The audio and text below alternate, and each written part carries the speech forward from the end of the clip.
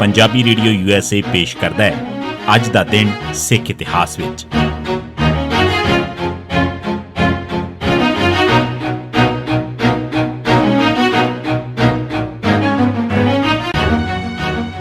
सिख इतिहास दीआं घटनावां च 6 जनवरी का दिन 1923 ਬੱਬਰ ਅਕਾਲੀ ਦਲੀਪ ਸਿੰਘ ਗੋਸਲ, ਕਰਮ ਸਿੰਘ ਝਿੰਗੜ ਤੇ ਆਤਮਾ ਸਿੰਘ ਬੀਕਾ ਗ੍ਰਿਫਤਾਰ ਕੀਤੇ ਗਏ। 6 ਜਨਵਰੀ 1923 ਦੇ ਦਿਨ ਕੇਰ ਸਿੰਘ ਝਿੰਗੜ ਦੀ ਗੱਦਾਰੀ ਕਾਰਨ 3 ਸੀਨੀਅਰ ਬੱਬਰ ਅਕਾਲੀ ਦਲੀਪ ਸਿੰਘ ਗੋਸਲ, ਕਰਮ ਸਿੰਘ ਝਿੰਗੜ ਤੇ ਆਤਮਾ ਸਿੰਘ ਬੀਕਾ ਗ੍ਰਿਫਤਾਰ ਕਰ ਲਏ ਗਏ। ਉਹਨਾਂ ਨੂੰ ਬੱਬਰ ਸਰਗਰਮੀਆਂ ਕਾਰਨ 5 ਸਾਲ ਕੈਦ ਦੀ ਸਜ਼ਾ ਸੁਣਾਈ ਗਈ। ਮਗਰੋਂ ਬੱਬਰ ਸਾਜ਼ਿਸ਼ ਕੇਸ 'ਚ ਦੁਬਾਰਾ ਮੁਕੱਦਮਾ ਚਲਾਇਆ ਗਿਆ ਤੇ ਕਾਲੇ ਪਾਣੀ ਭੇਜਣ ਦੀ ਸਜ਼ਾ ਦਿੱਤੀ ਗਈ। 1973 ਗੁਰਚਰਨ ਸਿੰਘ ਟੌੜਾ ਸ਼੍ਰੋਮਣੀ ਕਮੇਟੀ ਦੇ ਪਹਿਲੀ ਵਾਰ ਪ੍ਰਧਾਨ ਬਣੇ। ਮਾਰਚ 1972 ਦੀਆਂ ਅਸੈਂਬਲੀ ਚੋਣਾਂ 'ਚ ਸ਼੍ਰੋਮਣੀ ਅਕਾਲੀ ਦਲ ਦੀ ਜ਼ਬਰਦਸਤ ਹਾਰ ਨਾਲ ਅਕਾਲੀ ਆਗੂਆਂ ਤੇ ਵਰਕਰਾਂ 'ਚ ਨਮੋਸ਼ੀ ਆਉਣੀ ਲਾਜ਼ਮੀ ਸੀ। ਅਕਾਲੀ ਦਲ ਵੱਲੋਂ ਪੰਜਾਬ ਦੀ ਖੁਸ਼ਹਾਲੀ 'ਚ ਜਮ੍ਹਾਂ ਪੱਖੀ ਰੋਲ ਅਦਾ ਕੀਤੇ ਜਾਣ ਦੇ ਬਾਵਜੂਦ ਅਕਾਲੀ ਦਲ ਦੀ ਹਾਰ ਦਾ ਕਾਰਨ ਵਰਕਰਾਂ ਦੀ ਪੁਰਾਣੀ ਲੀਡਰਸ਼ਿਪ ਤੋਂ ਯਕੀਨ ਉੱਠ ਚੁੱਕਾ ਸੀ। ਉਹ ਮਹਿਸੂਸ ਕਰਦੇ ਸਨ ਕਿ ਆਗੂ ਕੌਮ ਦਾ ਕੁਝ ਵੀ ਨਹੀਂ ਸਵਾਰ ਸਕਦੇ। ਆਮ ਅਕਾਲੀ ਵਰਕਰ ਚਾਹੁੰਦਾ ਸੀ ਕਿ ਸ਼੍ਰੋਮਣੀ ਅਕਾਲੀ ਦਲ ਦੀ ਅਗਵਾਈ ਨੌਜਵਾਨ ਆਗੂਆਂ ਕੋਲ ਹੋਣੀ ਚਾਹੀਦੀ ਹੈ। ਕੁਝ ਅਕਾਲੀ ਆਗੂਆਂ ਨੇ ਚੋਣਾਂ 'ਚ ਹੋਈ ਹਾਰ ਨੂੰ ਫਤਿਹ ਸਿੰਘ ਲੀਡਰਸ਼ਿਪ ਦੀ ਹਾਰ ਆਖ ਕੇ ਉਸ ਤੋਂ ਅਸਤੀਫੇ ਦੀ ਮੰਗ ਕੀਤੀ। 17 ਮਾਰਚ 1972 ਦੇ ਦਿਨ ਨੌਜਵਾਨ ਆਗੂ ਗੁਰਚਰਨ ਸਿੰਘ ਟੌੜਾ ਨੇ ਫਤਿਹ ਸਿੰਘ ਤੋਂ ਮੰਗ ਕੀਤੀ ਕਿ ਉਹ ਸਰਗਰਮ ਸਿਆਸਤ ਤੋਂ ਪਿੱਛੇ ਹਟ ਜਾਵੇ। ਮਜਬੂਰ ਹੋ ਕੇ 19 ਮਾਰਚ ਨੂੰ ਫਤਿਹ ਸਿੰਘ ਨੇ ਸਿਆਸਤ ਛੱਡਣ ਦਾ ਐਲਾਨ ਕਰ ਦਿੱਤਾ। ਉਹਨਾਂ ਨੇ 25 ਮਾਰਚ ਨੂੰ ਮੋਹਨ ਸਿੰਘ ਤੁੜ ਨੂੰ ਅਕਾਲੀ ਦਲ ਦਾ ਐਕਟਿੰਗ ਪ੍ਰਧਾਨ ਬਣਾ ਦਿੱਤਾ। ਮਗਰੋਂ 11 ਅਕਤੂਬਰ ਦੇ ਦਿਨ ਸ਼੍ਰੋਮਣੀ ਅਕਾਲੀ ਦਲ ਦੇ ਜਨਰਲ ਇਜਲਾਸ ਨੇ ਤੁੜ ਨੂੰ ਰਸਮੀ ਤੌਰ ਤੇ ਅਕਾਲੀ ਦਲ ਦਾ ਪ੍ਰਧਾਨ ਚੁਣ ਲਿਆ।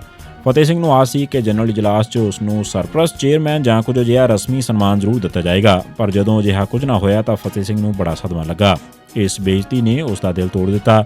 ਇਸ ਵੇਲੇ ਉਹ ਇੱਕ ਨਿੰਮੋ ਝੋਣਾ ਉਦਾਸ, ਹਾਰਿਆ ਹੋਇਆ, ਬੇਬਸ, ਮੁਰਝਾਇਆ, ਬੇਦਿਲ, ਬੇਜਾਨ ਤੇ ਬਦਨਾਮ ਸ਼ਖਸ ਸੀ। ਇਸ ਹਾਲਤ 'ਚ ਉਹ 20 ਦਿਨ ਵੀ ਨਾ ਕੱਢ ਸਕਿਆ ਤੇ 30 ਅਕਤੂਬਰ ਦੇ ਦਿਨ ਉਹਨਾਂ ਦੀ ਮੌਤ ਹੋ ਗਈ।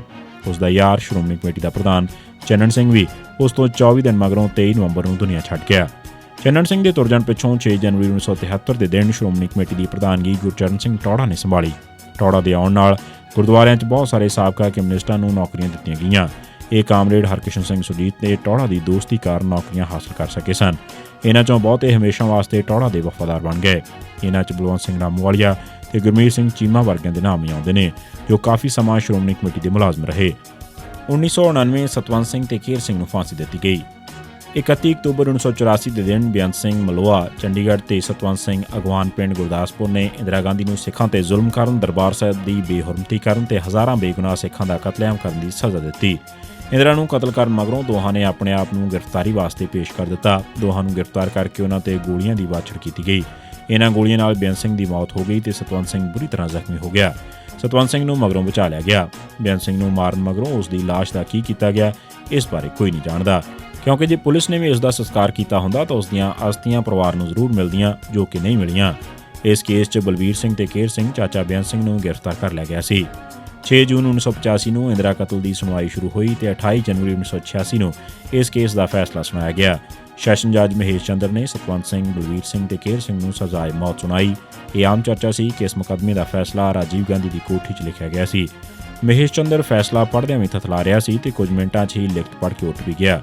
ਇਹਨਾਂ ਤਿੰਨਾਂ ਨੇ ਕੇਸ ਦੇ ਫੈਸਲੇ ਵਿਰੁੱਧ ਅਪੀਲ ਕੀਤੀ, ਪਰ ਰਾਜੀਵ ਨੇ ਦਿੱਲੀ ਹਾਈ ਕੋਰਟ 'ਚ ਆਪਣੇ ਵਫਾਦਾਰ ਚਾਵਲਾ ਨੂੰ ਚੀਫ ਜਸਟਿਸ ਬਣਾ ਕੇ ਆਪਣੀ ਮਰਜ਼ੀ ਮੁਤਾਬਕ ਫੈਸਲਾ ਕਰਵਾ ਲਿਆ ਤੇ ਤਿੰਨਾਂ ਦੀ ਫਾਂਸੀ ਦੀ ਸਜ਼ਾ ਬਹਾਲ ਰੱਖੀ ਗਈ। ਰਾਜੀਵ ਗਾਂਧੀ ਦੇ ਵਫਾਦਾਰ ਜੱਜ ਸਨ MK ਚਾਵਲਾ, BN ਕਿਰਪਾਲ ਤੇ S ਰੰਗਨਾਥਨ। ਇਸ ਫੈਸਲੇ ਵਿਰੁੱਧ ਸੁਪਰੀਮ ਕੋਰਟ 'ਚ ਅਪੀਲ ਦਾਇਰ ਕੀਤੀ ਗਈ। ਸੁਪਰੀਮ ਕੋਰਟ ਨੇ ਬਲਬੀਰ ਸਿੰਘ ਨੂੰ ਤਾਂ ਬਰੀ ਕਰ ਦਿੱਤਾ, ਪਰ ਸਤਵੰਤ ਸਿੰਘ ਤੇ ਕੇਰ ਸਿੰਘ ਦੀ ਫਾਂਸੀ ਦੀ ਸਜ਼ਾ ਬਹਾਲ ਰੱਖੀ। ਇਹ ਸੀ ਸੁਪਰੀਮ ਕੋਰਟ ਦਾ ਇਨਸਾਫ, ਜਿਸ ਤੇ ਦੁਨੀਆ ਦੇ ਹਰ ਕਾਨੂੰਨਦਾਨ ਨੂੰ ਹੈਰਤ ਅੰਗੇਜ਼ ਹੈਰਾਨੀ ਹੋਈ। ਕੇਰ ਸਿੰਘ ਦੀ ਸਜ਼ਾ ਬਾਰੇ ਦੁਨੀਆ ਭਰ ਦੇ ਕਾਨੂੰਨਦਾਨਾਂ ਨੂੰ ਸਦਮਾ ਲੱਗਾ ਕਿ ਉਸ ਨੂੰ ਬੇਗੁਨਾਹ ਹੋਣ ਦੇ ਬਾਵਜੂਦ ਫਾਂਸੀ ਦਿੱਤੀ ਗਈ। ਇਹ ਦੁਨੀਆ ਭਰ ਦੀ ਤਾਰੀਖ ਦਾ ਸਭ ਤੋਂ ਵਧੇਰੇ ਬੇਇਨਸਾਫੀ ਵਾਲਾ ਫੈਸਲਾ ਸੀ। ਦੋਹਾਂ ਨੂੰ 6 ਜਨਵਰੀ 1999 ਦੇ ਦਿਨ ਫਾਂਸੀ ਦਿੱਤੀ ਗਈ। ਇਹ ਸੀ ਸਿੱਖ ਇਤਿਹਾਸ ਦੀਆਂ ਘਟਨਾਵਾਂ 'ਚ 6 ਜਨਵਰੀ ਦਾ ਦਿਨ।